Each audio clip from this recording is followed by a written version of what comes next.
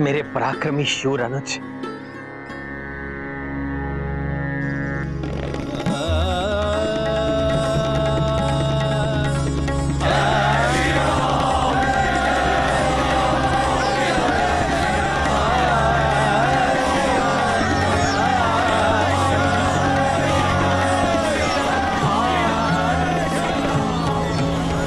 तुम्हें ये जानकर बहुत प्रसन्नता होगी लक्ष्मण कि तुम्हारी भाभी मां जीवित है।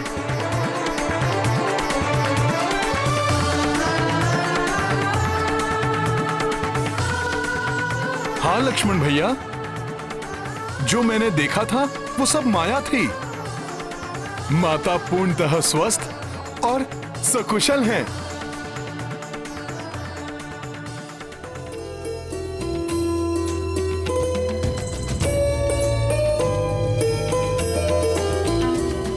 हनुमान, तुमने लक्ष्मण और समस्त सेना के उपचार के लिए जो कठिन कार्य किया है, उसके लिए पुरस्कार स्वरूप मैं तुम्हें पुनः हृदय ही लगा सकता हूं।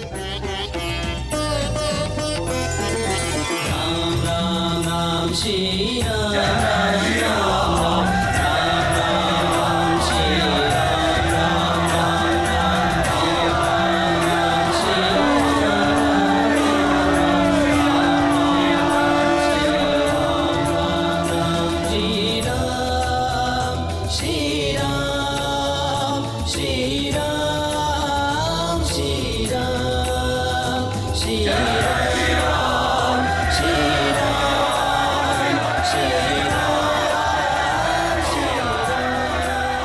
प्रभु, आप बारंबार मुझे इन कार्यों का श्रेय देते हैं, परंतु हनुमान जो भी कर पाता है वो आप ही की महिमा का तो परिणाम है प्रभु।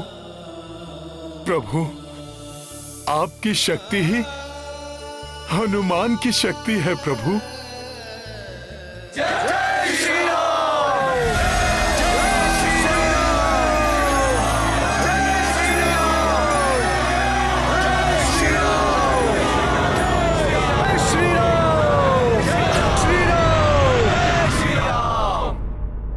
ये स्वप्न है या सत्य है? नहीं, स्वप्न ही होगा।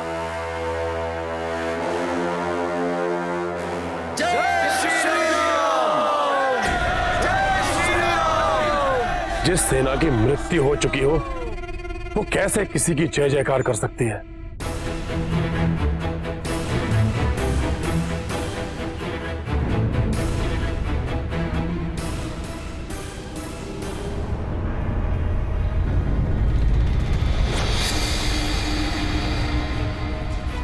इसका अर्थ है काल नेमी असफल हुआ।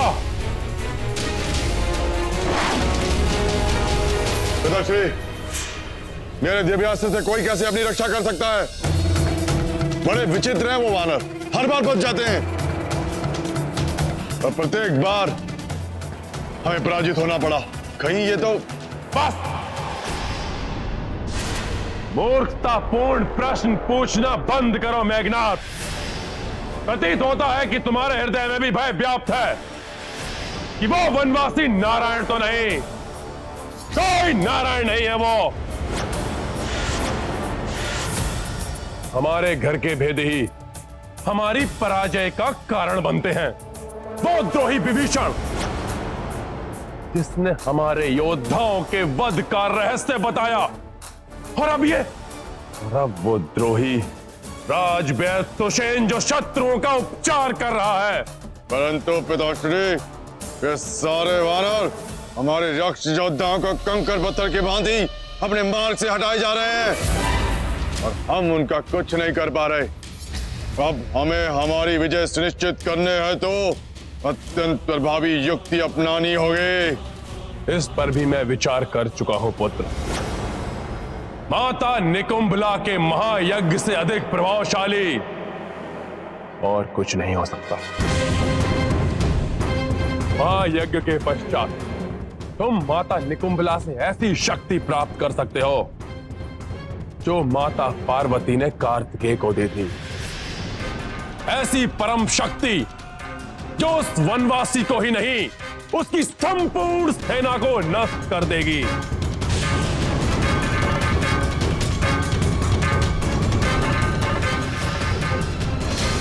उचित है पिताश्री। यदि यही एकमात्र उपाय है तो मैं 8 प्रहर में पूर्ण होने वाले माता निकुंभला के महायज्ञ को पूर्ण करूंगा। परंतु इस महायज्ञ के समय पर तो अस्त्र उठाना भी वर्जित है, फिर युद्ध। अब एक क्षण का विलंब किए बिना हम भाभी को उस मायावी राक्षस से मुक्त कराना चाहिए। नहीं होगा युद्ध जब तक तुम्हारा महायज्ञ समाप्त नहीं हो जाता। कोई युद्ध नहीं होगा।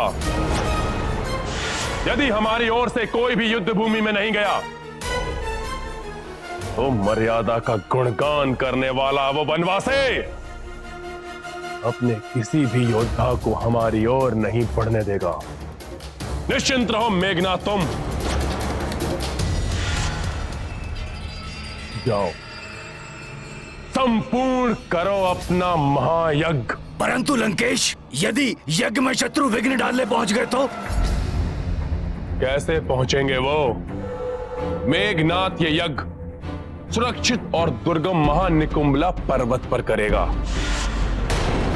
जहां आकाश मार्ग से भी नहीं पहुंचा जा सकता और पाताल मार्ग मेरे और मेघनाथ के सिवाय किसी को ज्ञात नहीं।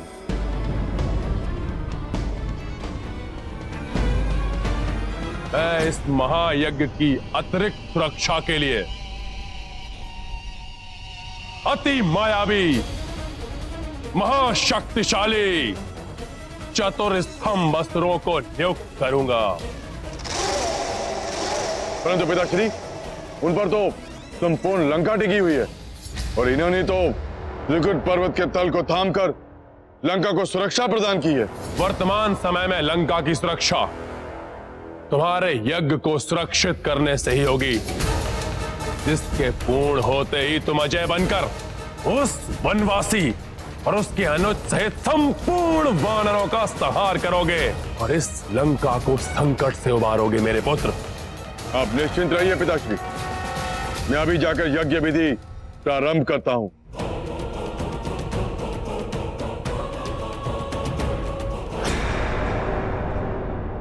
शत्रुओं के शिविर में अपने गुप्तचर स्थित करो, जो मुझे वहां होने वाले प्रत्येक क्रियाकलाप की सूचना दे सके।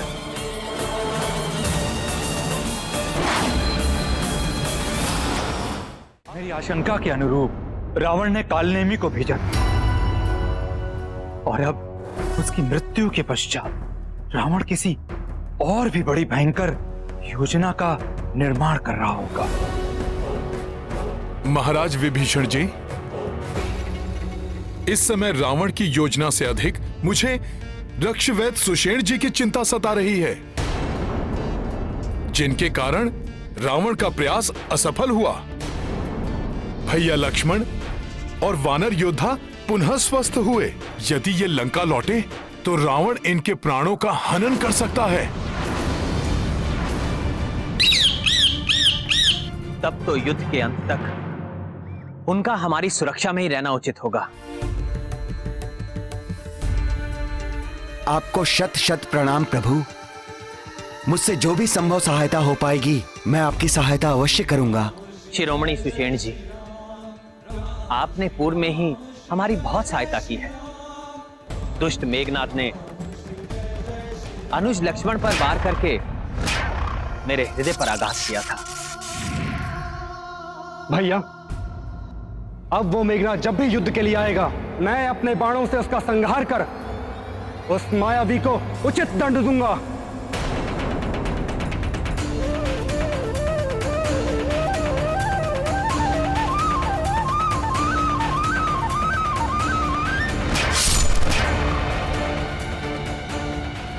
माया के कुचक्र को रचने में मेघनाथ की सहायता करने वाले दुष्ट विद्युत जिह्वा ने माता सीता के मायावी रूप को उत्पन्न कर मुझे भ्रमित करने का दुस्साहस कर मुझसे व्यक्तिगत शत्रुता मोल ली है, जिसके दंड स्वरूप मैं उसका वध करूंगा, मैं उसका वध करूंगा, मैं उसका वध करूंगा।